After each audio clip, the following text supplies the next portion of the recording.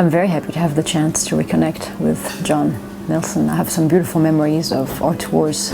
It was indeed a very, very long time ago, over 2 decades, so it has been much too long, and so it's a special pleasure to be back with the Singapore Symphony and get to see him again and work with him again.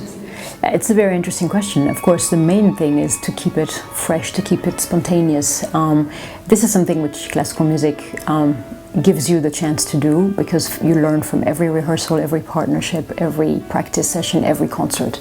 And of course, what does keep it fresh is the new partners every time. So every time you play with a different orchestra, a different conductor, every time the combination changes, you could be doing the piece with John Nelson in a different orchestra, as we will next week in Guangzhou, or be doing it with this orchestra with a different conductor on tour. It would never be twice the same, and so this is in itself a source of inspiration. Also, it happens to have been my focus always. I never like to take things for granted, and even if I play a piece which I've lived with for a long time, I like to take it apart. It's like being an auto mechanic, you just dismantle everything and you lay it flat and you reconsider it and you make new decisions. So you never do something just because you've done it before.